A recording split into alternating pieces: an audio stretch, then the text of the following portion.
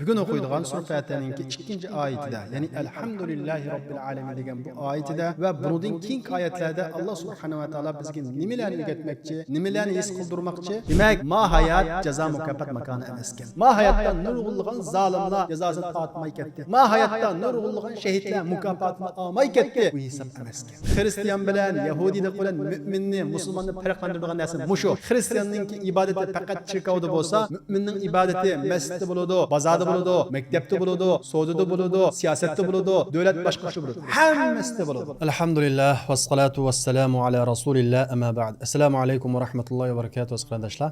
Biz ilgirki darsimizda Qur'on Karimdagi eng ulug' sura bo'lgan Sura Fatihaninki eng ulug' oyati bo'lgan Bismillahirrohmanirrohimni o'rgandik. Ya'ni Alloh subhanahu va taolo Bismillahirrohmanirrohim orqali bizga nima demoqchi ekan? Ey insonlar, ey musulmonlar, sizning butun ishlaringlarda mening Rahman va Rahim sifatim namoyon bo'lib turadi. Butun ishlarni sizlar mening nomim bilan qilasizlar. Shuning uchun sizlar butun ishlarni og'zingizda deyish orqali Rahman, ya'ni hammaga shafqat ve müminlerge mehribon bo'lgan Allohning ismi bilan boshlayman degan bu zikr bilan boshlanglar deb bizga o'rgatish uchun bir kunda 32 qatim o'qiydigan sura Fatihaninki birinchi oyat qilib tushirgan Alloh subhanahu va taolo. Ya'ni Alloh subhanahu va taolo bu oyatda bizga barliq ishlarimizning Allohning nomi bilan boshlanadiganligi, shuning uchun bizmi og'zimizda, qalbimizda va ish harakatimizda bütün ishlarimizni Allohning nomi bilan boshlashimiz kerak ekanligini o'rgatgan. Hamda bizning bugun o'qiydigan sura Fatihaning ikkinchi oyatida, ya'ni Alhamdulillahi Robbil alamin degan bu oyatida va bundan keyingi oyatlarda Alloh subhanahu va taolo bizga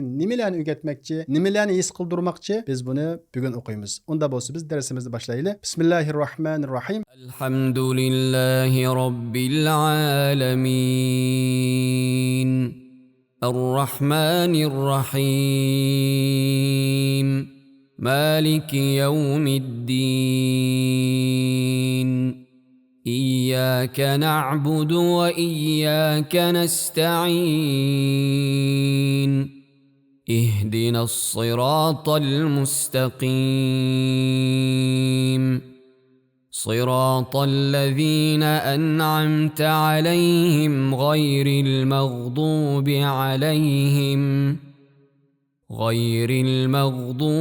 عليهم ولا الضالين. Allah subhanahu wa taolo sura Fatihaning ikkinchi oyatida Alhamdulillahi Robbil alamin. Barliq hamdu sana olamlarningki Robbi, Perverdigari, pervashkari bo'lgan Allohga xosdir deydi. Qarab qolgan bo'lsak, bu oyatninki 5-nima bilan boshlanadi? Barliq hamdu sana Allohga xosdir degan bu jumladan boshlanadi. Old bilan biz bu oyatni tushunishdan ilgari bu hamdu sana degan nima? Buni bir tushunib o'tsak, hamdu sana deb anglaymiz. Ko'pincha kishilar anglaydi, lekin buning ma'nosini bilmaydi. Diqqat qilinglar. Hamdu sana deganimiz bizga qilingan yaxshilikni qalbimizda his qilib, qalbimizdan uning qarta rahmat aytish, minnatdorligimizni bildirish ve şükür qilish ve shundaqla og'zimizni bildirgandan keyin qalbimizdan chiqqan u rozimanlik amaliyatimizda aks etishi mana bu hamdu sana bo'ladi. Demek hamdu sananınki 3 asosiy turi var. Birisi qaysi?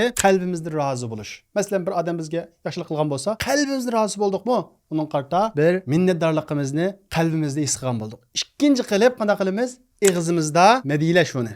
Üçüncü qilib ish harakatimizda madiylash mana bu hamdu sananınki mukammal shakli. Xo'sh, unda bo'lsa Alloh subhanahu va taolo bu oyatning birinchi oyatida Alhamdulillahi Robbil alamin. Barliq medihiye, hamdu sana, minnetdarlık Allah'a xosdir deydi. Nima uchun? Barliq medihiye, maqtash, hamdu sana Allah'a xos. Allah Taala bu oyatninki ikkinchi qismida buning sababini bayon qildi. Va shundaqla uningdan keyin kelgan bir qancha oyatda buning sababini bayon qildi. Alloh subhanahu va taolo deydi: Alhamdulillah, bütün medihiye, barliq maqtashlar, hamdu sanalar, ya'ni minnetdarlık, qalbimizdagi u rozimanlik, og'zimizda alhamdulillah sana medihiye bo'lsin deyish, sharkitimizda u medihiyaning aks etishi shuning uchunki Allah subhanahu wa ta'ala Rabbil alamin. Bütün alemlerinki pervişkarı deydi. Yani Allah subhanahu wa ta'ala bizni, kainatki bütün neslini yartıplım taşlap koymaklık. Allah subhanahu wa ta'ala kainatni yaratığılık, bizni yaratığılık, bütün mevcudatni yaratığılık. Şunda o. Eğer Allah subhanahu wa ta'ala kainatni, bizni, ma hayatki bütün neslini yartıplım taşlap koygan bu sitti, ma kainat üretiranmaydı. Ma hayatlık mevcut bop turanmaydı. Biz mevcut bop turanmaymiz. Biz yaratılışqa muhtaç bolgandek, yaratılgandan keyin pervişke muhtaç. Masalan deyli, biz oldidan onamizningki rahmida turimiz. Onamizning qursog'ida taxminan 9 oy atrofida turimiz. Bu vaqt ajoyib bir parvarishga muhtoj bir vaqt. Normal nafaslanish kerak. Uning yurak so'qishi normal bo'lishi kerak, uzuqlanishi normal bo'lishi kerak. Buni kim qiladi? Ana har kuni men balamni bundan nafaslantiray, balamni bunda uzuqlantiray demdi ona, unda demaydi. Faqat matamaq ziyon qildi ekan, matamaq foydali ekan deb shuni yeydi. Alloh subhanahu va taolo onaning rahmidagi vaqtimizda biz insoniyatni ajoyib parvarish qilib dunyoga ko'z ochtiradi. Mush ona rahmidagi holatimizda texim inchiklasak, Alloh subhanahu va taoloninki ajoyib parvarishni his qila olamiz. O'ylab baqalab bir odam deganga badanga xilma-xil ilminotlar kerak, vitaminlar kerak. Shundaqmi? Ana tamoq yegan vaqtida menda manchaki vitamin bor ekan, menda manchak oqsil bor ekan. Mushuni yey, balamning palon yeriga foyda qilsin, yuragiga foyda qilsin, jigiriga foyda qilsin, putqulga foyda qilsin, so'ngiga foyda qilsin deb yemdi ana bo'g'ichi, unda yemaydi. Normal tamoq yeydi. Ammo Alloh subhanahu va taolo uningga ehtiyojli bo'lgan ilminotlarni yetkazish orqali parvarish qiladi. Ondan keyin biz tug'ilgandan keyinchi biz 9 oy Allohning ana shunday parvarishidan keyin ma dunyoga ko'z ochgandan keyin bizning birinchilab ehtiyojli bo'lgan narsamiz nima? Uzuqliq. Biz shunda dunyoga ko'z ochgandan keyin naq bizga tushadigan, naq bizga foydali bo'lgan, naq bizning ehtiyojimiz bo'lgan sut onamizningki emchikiga tayyor bo'ladi. To'lg'oq bilan tayyor bo'ladi. Uni biroz akib uyaga qo'ymaydi yoki ona uni o'zi paydo qilolmaydi. Faqat va faqat Robbul alamin, olamlarningki parvarishkor bo'lgan Alloh bizning ehtiyojimiz uchun, bizni parvarish qilish uchun onamizning emchikiga biz ehtiyojli bo'lgan sutni qo'ydi. Buningda bir parvarish yo'qmi? Aql egasi uchun, o'ylab boqadigan kishi uchun ajoyib parvarish va qarindoshlar ma'noda. Ondan keyin bizning nurg'un ehtiyojimiz bo'ladi. Bizningki kutunishga, parvarish qilinishga ajoyib ehtiyojimiz bo'ladi. Alloh subhanahu va taolo Robb parvarishkor degan bu sifat bilan bizning onamizning, dadamizningki tuqqanlarimizning qalbiga shafqatdan iborat bir narsani shunda qo'yib qo'ydi. Baliga bo'lgan kuyimchilikdan iborat bir narsani shunda qo'yib qo'ydi. Onamizning qalbiga, dadamizning qalbiga u ota-ona bo'g'ichi biz tug'ilgan vaqtida bizningki xizmatkorimiz aylanadi. O'ylab boqinglar. Biz dunyoga ko'z ochgan vaqtimizda bizning iqtidorimiz yo'q, ota-onamizni qoyil qilgudek, bizning pulimiz yo'q, ota-onamizga bergudek. Bizda hech qanday bir iqtidor yo'q. Xuddi bir meyip qo'xshash, mang'anmaymiz, so'zlayolmaymiz, anglayolmaymiz. Mana mushundaq vaqtida bizga ota-onamiz kichikunduz bizningki malayligimizni qiladi. Ya'ni xizmatimizni qiladi. Nereden keldi ota-onamizdagi bu xil fidokorlik? Alloh subhanahu va taolo o'zining Robb parvarishkor degan sifati bilan bizning mehr muhabbatimizni onamizning, dadamizning qalbiga qo'ydi. Bu sabab bilan ota-onamiz bizning parvarishkorimiz aylandi. Bu sebepten ata-anamiz bizni parvarish qilish yo'lida butun vujudini ataydi. Bu narsaning hammasini ataydi. Kasal bo'lib qolsak, uyda bor pullarning hammasini chiqib bizni davolatadi. Nurg'un kechalarni bizning salomatligimiz uchun, bizni parvarish qilish uchun bidor o'tkazadi. O'ylab boqinglar. Biz bunda qarab bizda ota-onamizning ajri bak jiq deymiz. Bu intayin to'g'ri. Bunun qarta biz onamizga rahmat deyishimiz kerak, minnatdorligimizni bildirishimiz kerak. Ammo biz mushuni keyini o'talishimiz kerak. Bu ota-onamizga shu kuyimchilikni salgan nima? Uningdagi shafqat, uningdagi kuyimchilik nereden keldi? Biz ana shunday mang'anmaydigan eng ojiz vaqtimizda qanday bo'lib bu ota-onamiz bizning xizmatkorimiz bo'lib qoldi? Dal ota-onamizni bizga xizmatkor qilib bergani Robb parvarishkor bo'lgan Alloh subhanahu va taolo.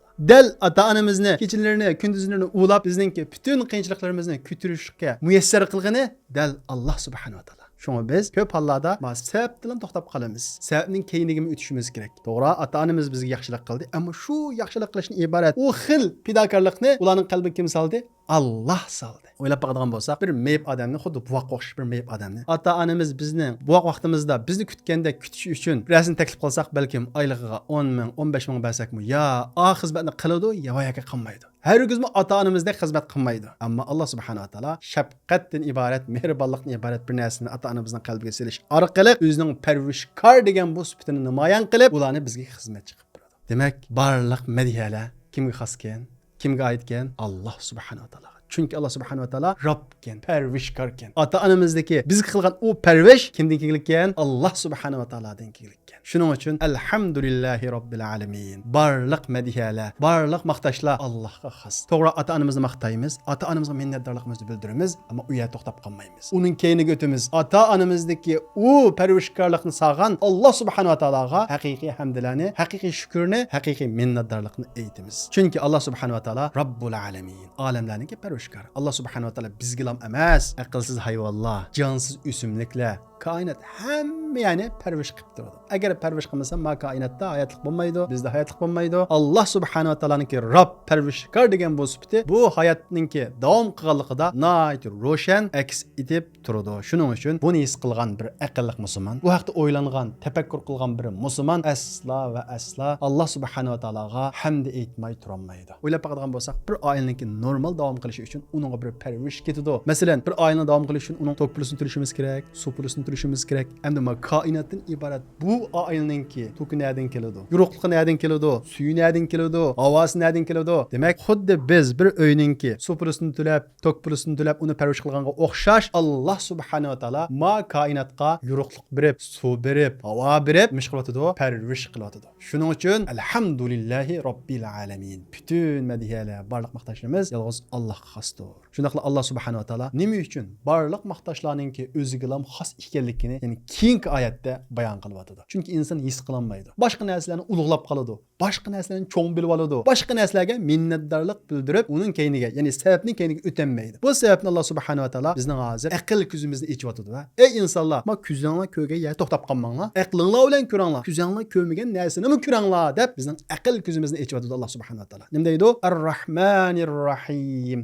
O Allah bütün mediyalar, minnatdarlıklar, onunla xas bo'lgan, onunla ait bo'lgan Allah şundaq Allah ki, o hammaga shafqatlik ve müminlerge mehribon. Qarab qolgan bo'lsa, Alloh subhanahu va taoloning shafqatini hamma yerlarda ko'ra olamiz. Musulmonlarning ustida ko'ra olamiz, mu'minlarning ustida ko'ra olamiz, jonliq narsalarning ustida ko'ra olamiz, jonsiz narsalarning ustida ko'ra olamiz. Masalan, qanday desanglar, dunyodagi har qanday bir insonda shafqat deydigan bir narsa bor. O Allohga ishonsin va yoki ishonmasin. Ya'ni dunyodagi askishlarning hammani qilgan kofirmi, balasiga nihoyat kuyimchan. Bir musulmonmi, balasiga nihoyat kuyimchan. Demak, bu insoniyat o'rtaq bo'lgan bir narsa. Bu dunyodagi, ya'ni g'arbdagi, sharqdagi hamma yerdagi o'rtaq bo'lgan bu shafqat nereden keldi? Bunun mənbəsidir. O bolsunmu hammaga shafqat bo'lgan Ar-Rahman Taolodan keldi. Biz bu shafqatni insonlar orasida emas, hayvonlar orasida ko'ramiz. Masalan, qarab qolgan bo'lsak, hayvonlar orasida shundaq bir shafqatsiz, rahimsiz hayvonlar borki, yirtqich hayvonlar borki, o'zininki cho'ng'anda bolalarini yeyotadigan och qolsa, mushundaq hayvonlar bor. Ammo mushavallar qaraydigan bo'lsak, ularning balları qilgan muomalasi qaraydigan bo'lsak,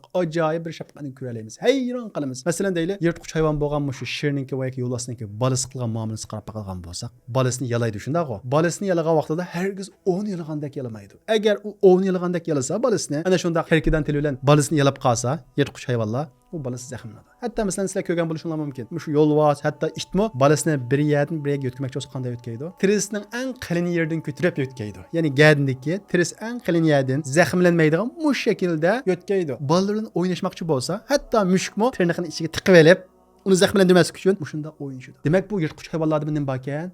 Shafqat bor. Nereden geldi o hayvanlardaki, aqlsiz hayvanlardaki shafqat? Rahman Taolodan keldi. Va shundaqla Rahman Taoloninki bu shafqatni biz koinotda ko'ramiz. Masalan, qanday desanglar, 1000 kilometr egizlikda bir gaz qatlami bor. Xilma-xil gazlardan tashkillangan bir gaz okeani bor. Bu gaz qatlamining vazifasi nima desanglar, quyosh nuridan tushgan har xil ziyonliq, ya'ni ma dunyodagi insonga ziyonliq bo'lgan, o'simlikka ziyonliq bo'lgan, hayvonlarga, bütün jonliqlarga ziyonliq bo'lgan shundaq nurlarni keyniga qo'ytirib o'tadi. Shu gaz qatlamining vazifasi. O'ylab boqinglar, bir odamga yanğoyoqqa vaqtda kunlik tutib bersak, o nemining belgisi? Shafqatning belgisi o.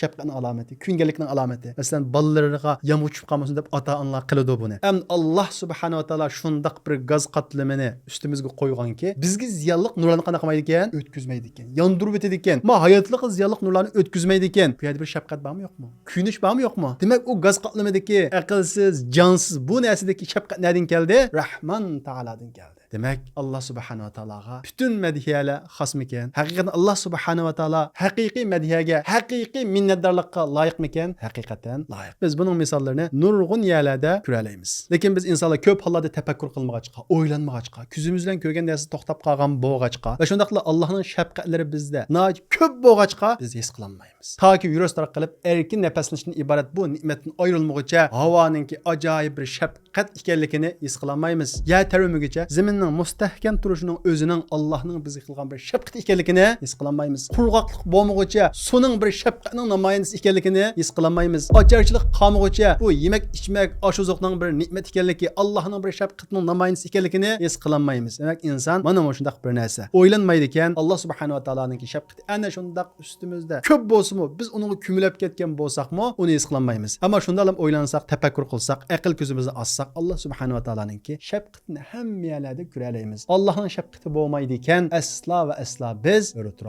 hayotlik kechirolmaymiz, muammaymiz, gap qilolmaymiz. Abu Hurayra roziyallohu anhu naql qilib payg'ambarimiz Muhammad alayhisalom bunday deydi: "Inna lillahi mi'ata rahma." Allohning 100 rahmati bor. Fa anzala minha rahmatan wahidatan baynal jinni wal insi wal bahaim wal hawam. Alloh subhanahu va taolo ana shu 100 rahmatdan, 100 shafqatdan faqat birini jin, inson, hayvonlar va hasharotlar orasiga tushirdi. U shafqat orqali ular birsi-birsiga mehribonlik qilishdi. Biz yuqorida o'tgan, his qilgan, tafakkur qilgan vaqtimizda ko'rgan koinotdagi shafqat, hayvonlar orasidagi shafqat, insonlar orasidagi shafqat, bizning ota-onamizning o'ttirisidagi shafqat, kuyinishlar va Alloh subhanahu va taolaning nazaridagi 100 shafqatning faqat birisi. Butun koinotdagi shafqat faqat Allohning 100 shafqatidan faqat birisi. Ana shu bir shafqat orqali ular, insonlar, hayvonlar bütün narsalar birisi-birisiga shafqat qilishadi. U shafqat orqali yovvoyi hayvon o'z bolasini asraydi. Alloh subhanahu va taolo 99 shafqatni qiyomat kuni o'zining bandalari orasida shafqat qilishni elib qo'ydi deydi. Demak, ma'ni his qilgan inson haqiqatan Allohga madhiya etmay, minnatdorligini bildirmay turmaydi. Biz nihoyatda hayron qolgan shafqatlarni ko'ramiz, mehribonliklarni ko'ramiz. Osho biz hayron qolgan shafqat, mehribonlik Alloh subhanahu va taolo qiyomatda bizga qiladigan shafqatninki 100%. Demak, Alloh subhanahu va taolo bizga haqiqatan kuyimchanmikan, haqiqatan shafqatlikmikan? Mana shundaq shafqatlik Rabbisi va odam yana shu Rabbisiga rahmat etmay, minnatdorligini bildirmay, hamdu sano etmay turalamdi? Asla va asla turolmaydi. Demak, Alloh subhanahu va taoloninki bu oyatdagi Ar-Rahman sifati bo'lsa, hammaga izchil kuyunguchi va shafqat manbasi deganlik bo'ladi. Alloh subhanahu va taologa barliq madihalarniki xos bo'lishining sababi Alloh subhanahu va taolo hammaga mana shundaq izchil shafqat qilganligi va qiyomat kunisi shafqat qildiganligi uchun. Va shundaqla barliq madihalarniki Allohga oid, Allohga xos bo'lishining sababi shuki, u Alloh subhanahu va taolo Ar-Rahim, mu'minlarga mehribon. Alloh subhanahu va taolo Ar-Rahman sifati bilan hammaga shafqatli bo'lsa, rahimda bir ayrim bir sifati borki, shu sifati bilan mu'minlarga ayrim bir rahmati va ayrim bir shafqati va. Qanday shafqati va? Birinchidan, musulmonninki mohiyat uchirgan har qanday bir qiyinchilikqa, zini, bala musibati bekor ketmaydi. Mahayatda musulmon bo'lsin, kafir bo'lsin, hammasi ziyanga uchraydi. Hammasi turli balo musibatga uchraydi. Kafirning dadasi o'lib qoladi, kafirning so'zi ziyon tortadi. Shuningdek, musulmonmi ana shunday musibatlarga uchraydi. Kafirga hech qanday ajr olmaydi, uning bekorlam ketadi. Dunyoda azoblangani qoladi. Ammo mu'minga Alloh subhanahu va taolo Rahim sifati bilan shunday shafqat qiladiki, so'zida ziyon tortsin, beshiga bir musibat kelsin, bolasi vafot topsin, onasi vafot topsin, qanday bir musibat kelsin, qanday bir g'am andishiga tushsin, shuning barobarida u mu'minninki xatoligini o'chiradi. O'ylab baqalam, rahim bo'lgan Allohga. Demak, Alloh subhanahu va taolo haqiqatan madihaga loyiqmikan? Haqiqatan loyiq. Payg'ambarimiz Muhammad alayhisalom vaqtida ma yusqibul muslima min nasabin wala wasabin wala hammin wala huznin wala adan wala ghammin hatta shawkati yushakuha illa kaffarallohu biha min xatoya. Musulmon kishiga mohiyat etgan har qanday bir jafo mushaqqat, u kasallik bo'lsin, g'am qayg'u bo'lsin, aziyat yoki beoromlik bo'lsin, hatto uning kirgan bir til tikan bo'lsin, Alloh taolo uning barobarga uning gunohlarini kechiradi. Nima uchun? U Alloh subhanahu va taolo shundaq bir zotki rahimdir. Alloh subhanahu va taolo rahim bo'lganligi uchun biz ziyon qildigan bir narsa yap, masalan, uning bir mas'uliyati bo'ldi, lekin qanday bir sabab bilan bo'lsin bir kasal bo'ldik. Savdoda ziyon tortdik, beshimizga bir qiyinchilik keldi, balo musibat keldi, g'am andishiga tushdikmi? Shuning barobarga bizning tortgan moddiy va ruhiy azoblarimiz barobarga qanday qildi ekan? Gunohlarimizni o'chirdi ekan. Demak, Alloh subhanahu va taolo haqiqatan madihiyaga loyiq. Haqiqatan qalbimizdan Alloh subhanahu va taologa minnatdor bo'lishga, rozi bo'lishga, ig'zimizda alhamdulillah deyishga va ish harakatimizda alhamdulillah deyishga loyiq haqiqatan hamdu sana Alloh xos. Ikkinchisi bo'lsa, ya'ni Alloh subhanahu va taoloninki rahim sifati bilan mu'minlarga xos qildigan shafqatning qatoridan Alloh subhanahu va taolo mu'minlarni qo'g'daydi, himoya qiladi va yordam beradi. Qanday qo'g'daydi? Biz mu'min bo'lganligimiz uchun Alloh subhanahu va taolo biz bilib va yoki bilmay, his qilib yoki his qilmay bizni nurg'un xatarlardan saqlab qolgan bo'lishi mumkin. Qilgan sadiqimiz sababli, yangan gunohimiz sababli Alloh subhanahu va taolo bizni nurg'un xatarlardan saqlab qolgan bo'lishi mumkin. Va shundaqlar saqlaydi Alloh subhanahu va taolo. Chunki Alloh taolo Qur'on Karimda innalloha yudafi'u anil ladina amanu. Alloh taolo Allohga ishongan kishilarni mudofaa qiladi deydi. Albatta buning sabablari bor. Masalan, at degan bomdaq namozni jamoat bilan o'qigan kishini Alloh subhanahu va taolo qanday qiladi? Muhofazat qiladi. Buning nurg'un sabablari bor. Demak, mu'minni Alloh subhanahu va taolo ma dunyoda mudofaa qiladi. Xuddi payg'ambarimiz Muhammad alayhisalomni u g'arni mudofaa qilganga o'xshash, xuddi nurg'ulon sahobalarni nurg'ulon xatarlarni mudofaa qilganga o'xshash, xuddi bizni mudofaa qilib Alloh subhanahu va taolo kofirlarning qo'liga tushib qolmay, o'sha erkin dunyoga ilib chiqqanga o'xshash, mana shundaq mudofaa qiladi. Biz o'ylansak, his qilsak, buni ko'ra olamiz. Va shundaqla Alloh subhanahu va taolo mu'minlarga yordam beradi. Yani kafirlarga beğenmegen yardımını berdi. Yani müminler Allah yolunda cihat kıldı mı? Kuldin kıldığın tırçalıkның hemmesini kıldı, sebeplerinin hemmesini kıldı. Şunda turup kafirlardan küç cihatte aciz, san cihatte az. Bu şundaq bop qasımı Allah subhanahu wa taala o müminlerge qanda kılıdı? Yardım berdi. Kafirlarga yardım bermeydi. Müminlerge xas bolgan şapqadan birisi şu. Allah subhanahu wa taala Bedir uruşida yardım berdi. Bedir uruşida müminlerin sani kafirlardan az idi. Kafirlarning 1000, müminlerin 300 netçi idi. Onundan keyin bolgan uruşlardan yardım berdi. Bugün günümüzde Allah subhanahu wa taala müminlerge yardım berýatamdy, berýatydy. A texnik cihat en yuqur bolgan kafirlar üstüden hiç qandaq texnikisi bolmagan müminlerge yardım berýatydy. Ve kâne hakkan aleyna nesrul mu'minin. Müminlerge yardım beriş bizning üstümizge haqiqatdir deydi. Demek mana bu Allah subhanahu wa ta'ala'nın müminler kıldığı has şefqati. Demek hakikaten bütün medihiyeler Allah'a has miken, Allah'a ait miken? Allah'a ait. Biz mümin bolganlygymyz üçin kulumuzning kılgan sebeplerinin hemmeni qilib, işimiz azop qalsa, sanımız azop qalsa, bizning işimizga kim eken? Allah eken. Elhamdülillah Rabbil alamin.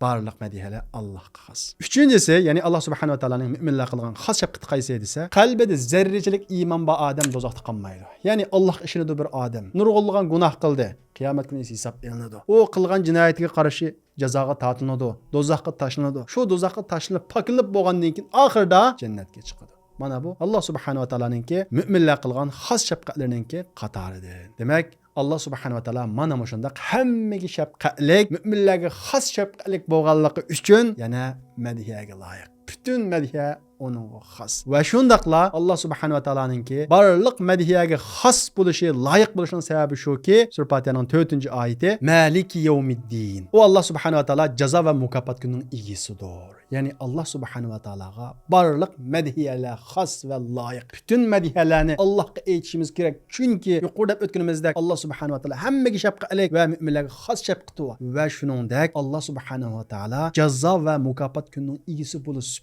bilan hech qandaq bir zalimni jazosiz qo'ymaganligi uchun, mazlumlarni haqiqat yo'lda kurash qilganlarni haqiqatda mustahkam turganligi uchun, tortgan aziyatlari uchun mukofotlab, ularning ajrini zayo qilmaganligi uchun, ya'ni cheksiz hamd sanoga loyiq Allah subhanahu wa ta'ala.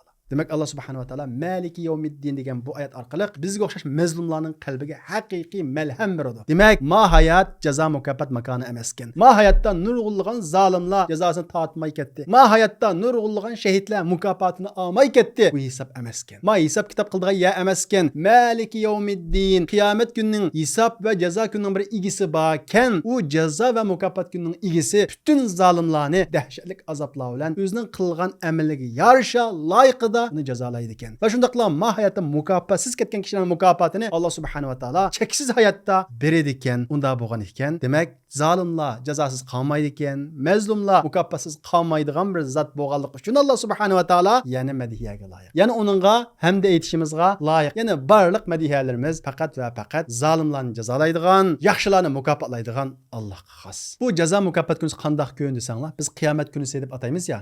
Qiyomat kunisiga qanday kun? Qiyomat degan turish degan gap. Allohning oldida hamma odam tik turadigan kun, hisob berish uchun. Va shundaqla bu jazo mukofot kunisi deganimiz yawmul fasl, haq nahaq ayriladigan kun. Ma hayotda ba'zi haqiqat ustida kishilar zulm qilishi mumkin. Batil yo'l ustida kishilar kuchli bo'lib qolishi mumkin. Ma hayotdan bahramon bo'lishi mumkin. Yaxshi hayot yashashi mumkin. Ammo yawmul fasl undaq bo'lmaydi. Abadiy hayotga yo'l olamiz, o vaqtda hammasi ayriladi. Shundaqla bu Maliki yawmiddin, ya'ni jazo mukofot kunisining egisi bo'lgan Allah subhanahu wa ta'ala hukm qiladigan, jazo mukofot beradigan kun qanday kun desanglar, yawmul jam', hamma odam to'plashadigan kun. Zolimlar, mazlumlar, haqqini yemagan kishilar, haqqini tartqizib qo'ygan kishilar hammasi to'plashadigan yawmul jam', hammasi to'plashadigan kun. Va shundaqla bu jazo mukofot kunisi qanday kun desanglar, bu yawmut tag'abun, foydasidan aniq bo'ladigan kun. Ya'ni bu vaqtda jannat ahli bilan dozoq ahli farqlanadi. Ma hayotda farqlanmaydi. Hatto dozoq ahli ham yaxshi yashashi mumkin, ammo yawmut tag'abun, o shundaq bir kunki jazo mukofot kunisi jannat ahli haqiqiy abadiy hayotda farqlanadigan, va shundaqla jahannam ahli mo farqli holda dozoqqa so'riladigan kun. Va shundaqla bu jazo mukofot kunisi dahshatli kun, yawmus saha, dahshatli ovoz chiqadigan kun. Ya'ni bu kunda surpilnadi, quloqni yog'idek nihoyat dahshatli bir ovoz chiqadigan bir kun. Va shundaqla bu jazo mukofot kunisi yawmul va'id, haqiqat yo'l ustida mengib qiyinchilik tortganlarga jannat bilan va'da qilingan bir kun. Har bir mazlum mukofotini oladigan bir kun. Allah yo'lida tirishchilik ko'rsatganlar, qiyinchilik uchirganlar, izzat uchirganlar, turmaga tashlanganlar mukofotini oladigan kun. U kunning egasi kim? Maliki yevmiddin. Allah subhanahu va taala. Demek mana shundaq bir kun bo'lganligi, u kunninki hech kimga zulm qilmaydigan Allohning bo'lganligi, ya'ni Allah subhanahu va taolaninki madhiga loyiq ekanligini ko'rsatadigan omillarning birisi. Demak, barliq minnatdorligimiz, madhiyalarimiz Allohga xos bo'lishining sababi shuki, hech qanday bir zolim jazosiz qolmaydi ekan. Hech qanday bir mazlum mukofotini olmay qo'ymaydi ekan. Yana Allah subhanahu va taolo madhiyaga loyiq ekan. Xo'sh, unda bo'lsa, bu jazo mukofot kunda mukofotni qanday olamiz? Jazodan qanday saqlanamiz? Allah subhanahu va taolo keyingi oyatda barliq madhiyaga loyiq bo'lgan, hammaga shafqatlik bo'lgan, mu'minlarga xos shafqatlik bo'lgan, qiyomat kunining egisi bo'lgan Allah subhanahu va taoloning mukofotiga erishish yo'lini ko'rsatib qo'ydi. Iyyaka na'budu va iyyaka nasta'in. Allohning shafqatiga erishishni xohlaydigan mu'minlar, jazo mukofot kunda mukofotga erishishni o'ylaydigan kishilar shunday qilinglarki, faqat va faqat Allohga ibodat qiling. Va iyyaka nasta'in. Allah tillam yordam so'ranglar. Aziz qarindoshlar, biz sura Fatihani Qur'ondagi eng ulug' oyat dedik ya. Sura Fatihadagi eng ulug' oyat qaysi? Mana shu iyyaka na'budu va iyyaka nasta'in. Imom Ibn Qayyim Javziy rahimahulloh deydi, butun samoviy kitoblar Qur'onda to'plangan. Qur'on sura Fatiha to'plangan. Sura Fatiha iyyaka na'budu va iyyaka nasta'in to'plangan. Ma ayet insanların asli vazifesini bize gösterip berdi. İyyâke na'budu. Demek insanların vazifesi ne ekan? Allah'a ibadet qilish. Allah qulchilik qilish. Xo'sh, unda bo'lsa, Allohga ibodat qilish qanday bo'ladi? Ko'p hollarda Allohga ibodat qilish desa, nurg'un kishilarning xalqiga nima keldi bilamsizlar? Masjidga kelib namoz o'qish, Qur'on o'qish. To'g'ri, bu ibodat. Ammo mu'minning nazarida ibodat faqat bundan iborat emas. Xristian bilan yahudiylik bilan mu'minni, musulmonni farqlantiradigan narsa mushu. Xristianninki ibodati faqat cherkovda bo'lsa, mu'minning ibodati masjidda bo'ladi, bozorda bo'ladi, maktabda bo'ladi, savdoda bo'ladi, siyosatda bo'ladi, davlat boshqarishda bo'ladi. Hammasida bo'ladi. Bir mu'min masjidga kirib namoz o'qiydi, Qur'on o'qiydi. Bir mu'min tijorat qilgan vaqtida rostchilik bilan, boshqalarni aldamaslik bilan, boshqalarning haqqini yevolmaslik bilan Allohga ibodat qiladi. Bir o'quvchi men Alloh roziligi uchun foydali ilm talab qilib, musulmonlarning taraqqiyoti uchun tuhfa qo'shaman degan niyat bilan Allohga ibodat qiladi. Bir farzand ota-onasiga yaxshilik qilish orqali Allohga ibodat qiladi. Bir ota-ona bo'g'ichi bolalarining ustidagi haqqini ado qilish orqali Allohga ibodat qiladi. Bizning dinimizdagi islom faqat masjid bilan cheklanmaydi. Bir odam masjid bilan ibodat qilib, tijorat qilgan vaqtda yolg'a etsa, boshqalarning haqqini yevolsa, u mu'min emas, komil musulmon emas. Uning musulmonligi, uning ibodati qabul qilinmaydi. Shunga Alloh taolo Ibrohim alayhissalomning tili bilan ibodatninki, qulchilikning qanday bo'lganligini Qur'on Karimda bayon qilib, "Qul inna solati va nusuki va mahyaya va mamati lillahi robbil alamin." Aytqinki, mening namozim, qurbonligim, hayotligim, hayot kechirishim, o'limim faqat va faqat olamlarning parvarishkori bo'lgan Allohga xos, Alloh uchun deydi. Demak, bizningki namozimiz, qurbonligimiz, tijoratimiz, o'qishimiz, butun hayotimiz Alloh uchun bo'lgan vaqtida biz Allohga ibodat qilgan bo'lamiz. Xo'sh, unda bo'lsa, iyyaka na'budu deganlik men yuqorida o'tgan butun ishlarimda, hayotimda hamma ishlarimni Allohning ko'rsatmasi bo'yicha elib boraman deganlik bo'ladi.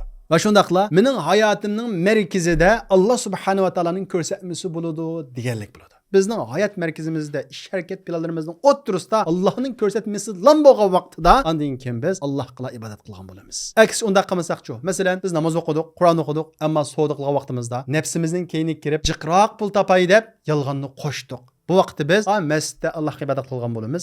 Savdoda nafsimizning keyniga kirib, nafsimizga ibodat qilgan bo'lamiz. Bu yerda biz Alloh qilgan ibodatda bir o'rtoqni, shirkni qo'shgan bo'lamiz. Iyyaka na'budu. Faqat Allohga ibodat qilgan bo'lmaymiz, Allohga va nafsimizga ibodat qilgan bo'lamiz. Demak, bu shaklda ibodat qilsak bizning ismimiz nima bo'lib qoladi? Mushrik bo'lib qoladi. Shunga Alloh taolo Qur'on Karimda "Va ma yu'minu aktsaruhum billahi illa va hum mushrikun." Ularning, ya'ni o'zini musulmon deb atgan kishilarning ko'p sonligi Allohga shirk qo'shib turib ishini deydi. Hem cemiyetimiz qarab bakadigan bo'lsa, hamma kishilar biz Allohga ishonamiz deydi-ku. Alloh ishonamiz deb qo'yib, birisi tijorat qilgan vaqtda nafsining keyniga kiradi. Birisi siyosat qilgan vaqtda manfaatning keyniga kiradi. Birisi yana bir ish qilgan vaqtda yana bir narsaning keyniga kiradi. Birisi Alloh yo'lida sadiq qilgan vaqtda shuhratning keyniga kiradi. Shunday qilib Allohga ishonadi, ishonmaydi emas, ammo shirk keltirib Allohga bo'lgan iymonida, Alloh qilgan qulchiligida bir o'rtoqni, bir shirkni qo'shib turib qiladi. Dal mushoyatninki bizning jamiyatimizdagi tadbiqini shu. Bu iyyaka na'budu bo'lmaydi. Allah qilgan ibodat qilgan bo'lmaydi. Hatta bu odam eng ulug' ibodatni qilgan bo'lsa-mu, buning ibodati uning vaboliga bo'ladi.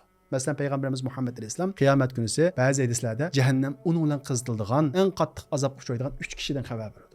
Bu üç kişinin birisi qaysi? Allah yo'lida jihad qilgan kishi. O'ylab boqing. Eng qiyin ibodat, eng ulug' ibodat, eng yuqori palladagi bir ibodat. Bu shahid qiyomat kunisi keltiriladi. Alloh subhanahu va taolo o kishidan so'raydi. Nima ish qilding deydi. O kishi deydi, men Alloh yo'lida kurash qilib shahid bo'ldim deydi. Alloh subhanahu va taolo unga nima deydi? Kazabta, yolg'on aytding. Sen palani baturkan, qahramonkan, deyilsin deb mani maqsad qilib urush qilding, deyilding. Kishilar seni shundoq deb otidi. Buning mukofotini ep bo'lding deb u so'rilib jahannamga tashlandi. Ondan keyin ilm o'rgangan va o'rgatgan, Qur'on o'qigan kishi elib kelinadi.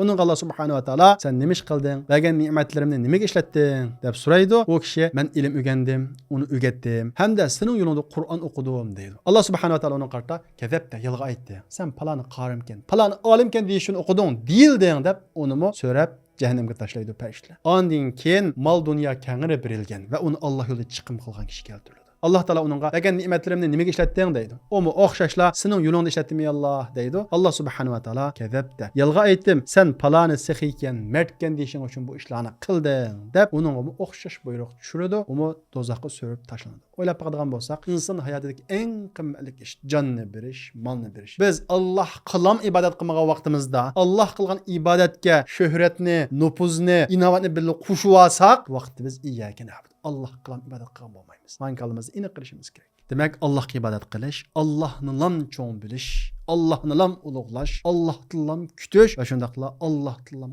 qo'rqish demakdir. Bütün ishlarimizni faqat va faqat Allohning roziligi uchun lam qilish demakdir. Hamda oyatning ikkinchi bo'ligi bo'lgan va iyyaka nasta'in bo'lsa, insonni o'tkinchi narsalarning oldidagi xorliqdan qutuldirib, o'lmaydigan, mengu hayot bo'lgan, doim turadigan, buyuk kuch qudratga ega bo'lgan, hech qanday bir to'salg'i bo'lolmaydigan zatga yuzlantiradi. Va shundaqla shu zatga bizni bog'laydi. Agar bir mu'min haqiqiy qalbidan va iyyaka nasta'in desa, "Ey Alloh, men sanglam tayinaman" desa, u mu'minning kuchli bir mu'min bo'lmaydi. Chunki bu haqiqiy tavakkul. Shundaqla bu o'tkinchi pul va yoki mansabga tayanganlik emas, o'lmaydigan, mengu hayot bo'lgan, haqiqiy kuch sohibi bo'lgan Allohga tayanganlik. Shundaqla bu qismi musulmonni kibr va cho'ngchilikdan qutuldiradi. Birinchi bo'liki, iyyaka na'budu insonni shirkdan, riyodan, ko'z qilishdan qutuldirgan bo'lsa, va iyyaka nasta'in bizni cho'ngchilikdan qutuldiradi. Yani ey Allah, men sağlam tayinaman. Men vücutga chiqarmoqchi bo'lgan ish sening yordaming bilan bo'ladi. Va shundaqla men vücutga chiqargan ishlar sening yordaming bilan bo'ldi degan tavakkul va taslimiyatni bildiradi. Amaliyotga qarab qaraganda bo'lsak, namoz o'qidik deymiz. Alloh subhanahu va taolo bizga parvarish qilib, tinimizni saqlamasa namoz o'qiy olamiz. Zakot berdik, Alloh yo'lida pul xarjladik deymiz. To'g'ri, savobli ish. Ammo Alloh subhanahu va taolo pul bermasa zakot beramiz. Alloh yo'lida chiqim qila olamiz. Hammasi Allohdan. Shunga bundan keyin qilmoqchi bo'lgan ishimiz bo'lsin, qilgan ishlarimiz bo'lsin, faqat va faqat Alloh qilam tayangan vaqtimizda ondan keyin biz va iyyaka nasta'in degan bo'lamiz. Ya'ni Alloh, men sanglam tayinaman, qalbim sanglam bog'lanadi bu shuni qilishda deganlik bo'ladi. Bu deganlik hamda sabab qilmang deganlikmi? Buni aytib bir yuzaki tushuncha. Va iyyaka nasta'in, Alloh sanglam tayinaman, sendan yordam so'rayman deganlik sabab qilmayman deganlik emas. Sabab nerede bo'ladi? Sharikatda bo'ladi. Qo'limizda bo'ladi. Ammo ma'o qalbda bo'lgan ish. Qalbimiz faqat Alloh bilan bog'lanadi. Ya'ni qo'limiz sababni to'liq qiladi, qalbimiz Allohga to'liq bog'lanadi. Hargizmi qalbimiz qilgan sababimizga bog'lanib qolmaydi. Men sabab qilaman, bu ishning vujudga chiqishi, bu ishning muvaffaqiyat bo'lishi Allohga oid, Allohga xos deganlik bo'ladi. Masalan, qalbimiz Allohga bog'lanib, qo'limiz sababga bog'lanishniki amaliy ifodalashi qanday bo'ldi desanglar, mening tijoratga pul tepishimda Allohga tayinaman degan bo'lsak, qo'limiz qanday qiladi? Tijorat qiladi. Hamda mush tijorat qilish yo'lida bir ish keldi oldimizga. Shunda ham yapsak uning aybini va yoki shunda bir gapni boshqacharoq qilsak, yolg'on aytsak bizga nurg'un foyda keladi. Mush vaqtda u iyyaka nasta'in, men Alloh qilam tayinaman degan odam hargiz u yolg'onni aytmaydi. Chunki men to'g'ri shaklda sabab qilaman, pul tepishda men Allohga tayinaman, pulni beradigan Alloh deb sababni to'g'ri yo'ldan hargiz taydirmaydi. Agar bir odam sabab qilib turib to'g'ri yo'ldan taysa, boshqaning haqqini ilib olsa, ba'zi narsaning aybini yapsa, yolg'on aytsa, bu odam va iyyaka nasta'in bo'lmaydi. Qalbining shu qildigan sababga bog'langan bo'ladi. Men shundaq yolg'on aytib, pul topa olayman, pul qazana olayman, muvaffaqiyat qazana olayman degan bo'ladi. Va iyyaka nasta'in. Alloh bilan bog'lanish, Alloh yo'ldan taymaslikni ko'rsatadi. Demak, bu iyyaka na'budu va iyyaka nasta'in o'zi qisqa bo'lsa-mu, ammo intayin ulug' bir ibodat, qilmoq, ro'yobga chiqarmoq intayin tasbir ibodat. Biz iyyaka na'budu va iyyaka nasta'inni to'g'ri shaklda ro'yobga chiqargan vaqtimizda, hayotimizga ta'sir ko'rsatgan vaqtimizda biz haqiqiy o'lchamlik musulmon bo'lgan bo'lamiz. Xo'sh, unda bo'lsa, bu buyuk ibodatni, ya'ni Alloh qilam ibodat qilish, qalbning Alloh qilam bog'lanishi, Alloh qilam kutishi, Alloh qilam bog'lanish ibodat bu ishni qanday ro'yobga chiqaramiz? Buning birinchi bir yo'li bor. Eng muhim yo'li Alloh subhanahu va taolo o yo'lni kunda 17 qatim sunnat bilan qo'shgan vaqtimizda 32 qatim o'qiydigan surada ko'rsatib qo'ydi. Ayetning davomida Alloh subhanahu va taolo buning yo'lini ko'rsatib, ihdinas siratal mustaqim. Ey Alloh, bizni to'g'ri yo'lga boshlagin. Tüp-tüz bo'lgan yo'lga boshlagin dedi. Demak, Alloh qilam ibodat qilish, Alloh qilam yordam talab qilish, Allohdan tilash bilan bo'ladi. Birinchisi Allohdan tilash, duo qilish bilan bo'ladi. Shunga Alloh subhanahu va taolo bizga eng muhim so'raydigan ishni bu surada ko'rsatib qo'ydi. U qaysi? Hidoyat, to'g'ri yo'l. Ya'ni islom yo'li. Biz islom yo'lida Alloh subhanahu va taolodan so'rab mustahkam turgan vaqtimizda ondan keyin iyyaka na'budu va iyyaka nasta'in degan bu oyatga amal qila olamiz. Chunki Alloh tilam yordam so'rash, Alloh qilam tayinish bu hidoyatninki to'g'ri yo'lning mevasi bu. Biz hidoyat ustida bo'lmasak, Alloh qilam ibodat qilolmaymiz. Alloh tilam yordam so'ramaymiz. Ya'ni kelib Alloh subhanahu va taolo siratal mustaqim dedi. Tüz yo'l, asl lug'at ma'nosida aytsak, ya'ni to'g'ri yo'l demakchi. Qaraydigan bo'lsak, Alloh subhanahu va taolo bu iymon yo'lini, islom yo'lini, hidoyat yo'lini bir yo'l deb ko'rsatdi. Nimishqa? Bu hidayat masalasi aziz qarindoshlar. Tunji qatim kurab qo'yish bilan, tunji qatim ishinib qo'yish bilan, musulmon bo'lib qo'yish bilan lam tugamaydi. Bu bir uzun yo'l. Alloh subhanahu va taolo shunga ma oyatda ihdinas siratal mustaqim, tuz yo'lda bizni hidayat qilgin, mustahkam qilgin deb tilashimizga buyurishning sababi shuki, bu uzun bir yo'l. Hayotimizning oxirigacha mush yo'lda minishni, mush yo'lda mustahkam turishni, Allohdan so'rashni o'rgatishni Alloh subhanahu va taolo tuz yo'l deb ifodaladi. Ya'ni Alloh subhanahu va taolo bizga o'rgatgandek ihdinas siratal mustaqim. Ey Alloh, bizni tuz bo'lgan to'g'ri yo'lga boshlagin deb tilishimiz kerak. Endi bu yerda bunday bir savol chiqishi mumkin. Hidoyatga aqlimiz bilan tafakkur qilish bilan yetamamdi. Hidoyatni aqlimiz bilan tafakkur qilish bilan ko'ralaymiz. Ammo uningga erishish o aqlning vazifasi emas, qalbning vazifasi. Nurg'ulgan olimlar va Allohning qudratini ko'raglik. Bir yaratquchining bor ekanligini ko'raglik, aql bilan idrok qilg'lik, ammo qalb qanaqa qilmoqlik? İman etmoqlik. Aziz qarindoshlar, iymon masalasi qalb masalasi. Aql iymonni ko'ralaydi, hidoyatni bilalaydi, ammo uning qadam silish, uning ishonish qalb bilan bo'ladi. Shuning uchun Alloh subhanahu va taolodan hidoyat so'rashimiz kerak. Agar iymon, hidoyat masalasi aql bilan bo'lsa-da, nurg'ulgan aqlli kishilar, nurg'ulgan olimlar hidoyatsiz qolmas edi. Bu iymon masalasi aql bilan bo'lsa-da, eng yuqori fan texnik shaklda ishlaydigan hindistonliklar bu yerda shunday aql ishlatadigan ishlarni qilib turib, sirtqa chiqib kalaga cho'qinmas edi. Demak, insonning aqli hidoyatni ko'rsami, qalbi unga echilmasa, bu yana hidoyatni topolmaydi. Shuning uchun har vaqt Alloh subhanahu va taolodan hidoyat so'rashimiz kerak. Alloh subhanahu va taolo Qur'on Karimda boshqa oyatda Robbana la tuzigh qulubana ba'da id hadaytana va hab lana min ladunka rahma. Ey Alloh, bizni hidoyat qilgandan keyin dillarimizni to'g'ri yo'ldan burib etmagin. Bizga dargohingdan rahmat bag'ishlig'in. Shubhisizki sen bakmo bag'ishlig'uchisan.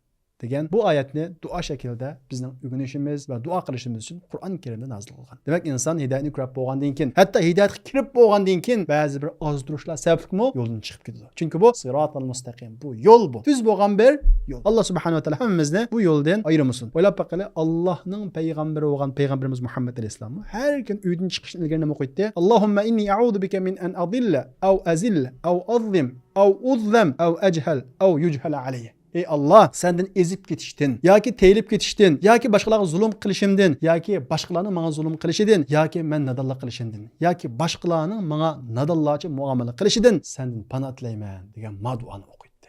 Shuning uchun har vaqt xotirjam bo'lib qolmaylik. Allohning hidoyat tilablam turaylik. Agar bu masala muhim bo'lmasa-da, Alloh subhanahu va taolo kunda o'qiydigan surada bu oyatni nozil qilmagan bo'ladi. Shunga hidoyat masalasi intayin muhim bir masala. Xo'sh, unda bo'lsa biz Allohdan so'g'an siratal mustaqim, to'g'ri bo'lgan, tuz bo'lgan yo'l qaysi? Keyingi oyatda Alloh subhanahu va taolo buni bayon qilib, siratal ladzina an'amta alayhim g'ayril mag'dubi alayhim valaddallin. G'azabingga uchraganlarning yo'liga emas, ozg'inlarning yo'liga emas, sen in'am qilganlarning yo'liga boshlagin dedi. Alloh subhanahu va taolo bu oyatda insonning oldida 3 yo'l bor ekanligidan ishorat berdi. Birinchi yo'l Alloh in'am qilgan yo'l. Ikkinchi yo'l Allohning g'azabiga uchraganlarning yo'li. Uchinchi yo'l ozg'inlarning yo'li. Xo'sh, unda bo'lsa birinchi yo'l bo'lgan biz Allohdan tilaydigan, Alloh in'am qilganlarning yo'li qanday yo'l desanglar, Alloh subhanahu va taolo ularning yo'lini Qur'on Karimda bayon qilib, fa ulaika ma'allazina an'amallohu alayhim minan nabiyyin was-siddiqin wash-shuhada'i was-solihin. Alloh in'am qilganlarning yo'li bo'lsa, payg'ambarlarning yo'li,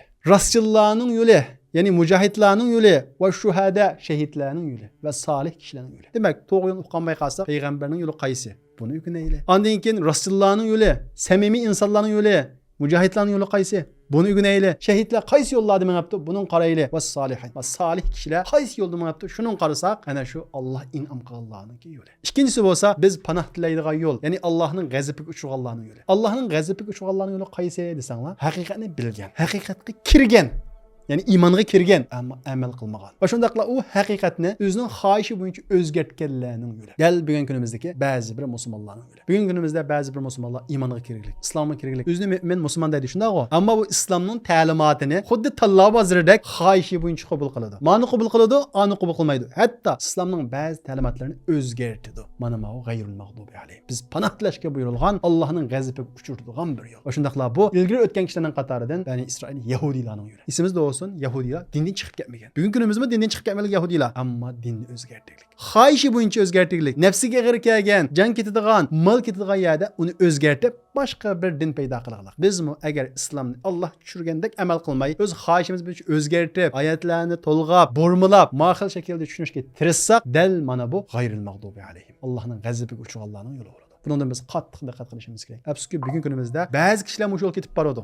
Ya'ni iymondan chiqib ketgisi yo'q, musulmonlikdan chiqib ketgisi yo'q, ammo o'zgartgisi bor. Boshqa bir islom paydo qilgisi bor. G'ayril mag'dubi alayhim. Allohning g'azabiga uchraydigan yo'l bor. Allohning yo'lini o'zgartirishga, Allohning dinini o'zgartirishga aslo va aslo harakat qilmanglar. Allohning g'azabiga uchrab ketsizlar. Alloh subhanahu va taolo bu yo'ldan hammamizni saqlasin. Uchinchi yo'l bo'lsa, haqiqatni bilmay, bilishga tirishmay, xato bir yo'ldan birini yo'l qilib olganlar. Ular kimlar? Xristianlar. Bular haqiqatni bilmaglik bular. O'rganmaglik, o'rganishga tirishmaglik. Atashparastlar, dinsizlar, ateistlar, buddistlar, bütün dinlar va bütün ozg'un firqalar shunga chekirib ketadi. Ya'ni ular Alloh tushirgan bir haqiqatni tutmaglik va shundaqla Alloh tushirgan haqiqatni tushib uni o'zgartmaglik, balki ozg'un bir yo'lga minib ketganlik. O'rganmay, tirishmay. Bular ozg'unlar. Bumi biz mangadigan yo'l emas, aksicha Alloh subhanahu va taolodan panoh tilaydigan yo'l. Alloh subhanahu va taolo bizni ana shu in'om qilgan kishilarning yo'liga muyassar qilsin va shu yo'lda Alloh subhanahu va taolo bizni mustahkam qilsin. Amin. Ya'ni Surah Fatihadan keyin amin deyish sunnat, buning ma'nosi ijobat qil degan ma'noda. Surah Fatihadan keyin amin deganimiz qarag'an vaqtimizda, ya'ni ey Alloh ijobat qil deganimizga qarag'an vaqtimizda Surah Fatiha bir duo. Ulug' bir duo. Demak biz kunda 32 qatam o'qiydigan bu sura mana mushundaq ma'nolarni o'z ichiga olgan. Shunga bundan keyin biz Surah Fatihani o'qigan vaqtimizda mushu darsni takror tinglab, yuqorida deyilgan mazmunlarni zihnimizga hozir qilib o'qiylikki, bu vaqt o'qiganimiz boshqacha bir namoz bo'ladi. Bizni o'zgartirdi, hayotimizni o'zgartirdi. Alloh subhanahu va taolo bu darsni hammamizga manfaatli qilib bersin. Ey Alloh bizni sen in'om qilganlarning yo'liga boshlagin. Amin. Biz oxirida bugun o'qigan Surah Fatihaninki boshdan oxir ma'nosini ixcham shaklda bir yig'ib o'taylik. Chunki Surah Fatiha shundaq bir ma'nolarga egaki, Bismillahirrohmanirrohim. Nihoyat shafqatlik, hammaga shafqatlik, shafqatning manbasi bo'lgan va mu'minlarga shafqatlik bo'lgan Allohning nomi bilan boshlayman. Alhamdulillahi robbil alamin. Barliq madihiyalar, minnatdorlik bildirishlar, hamd sanolar olamlarning parvarishkori bo'lgan Allohga xosdir. Ar-Rahmanir-Rahim. U Alloh hammaga shafqatlikdir, shafqatning manbasidir. Dunyodagi butun shafqatlar u Allohdan keladi. Ar-Rahim. U Alloh mu'minlarga xos alohida shafqat qiluvchidir. Maliki yawmiddin. U Alloh jazo mukofot kunining egasidir. Hech qandaq bir zolim jazosiz qolmaydi. Hech qandaq bir haqiqat ustida mang'uchining tortgan aziyatlari bekorga ketmaydi. Chunki Alloh Malik yawmiddin. Jazo mukofotining egasi. Iyyaka na'budu va iyyaka nasta'in. Ey Alloh, madihaga loyiq bo'lgan, hammaga shafqat qiladigan, mu'minlarga xos shafqat qiladigan, jazo mukofot egasi bo'lgan Alloh, biz sanglam ibodat qilamiz. Va iyyaka nasta'in. Sendan yordam so'raymiz, sanglam taynimiz. Ihdinas siratal mustaqim. Ey Allah bizni to'g'ri yo'lga boshlagin. Siratal-lazina an'amta alayhim. Sen in'om qilganlarning yo'liga boshlagin. Ya'ni payg'ambarlarning yo'liga boshlagin, rasullarning yo'liga boshlagin, shahidlarning yo'liga boshlagin, solih kishilarning yo'liga boshlagin. G'ayril mag'dubi alayhim. Hargizmi sening g'azabingga uchraganlarning yo'liga emas. Ya'ni diningni o'zgartganlarning yo'liga emas. Valaddallin. Ozg'unlarningki haqiqatni o'rganmay, sal qarab ezib ketgan kishilarning yo'liga emas. Sen in'om qilgan kishilarning yo'liga boshlagin. Amin.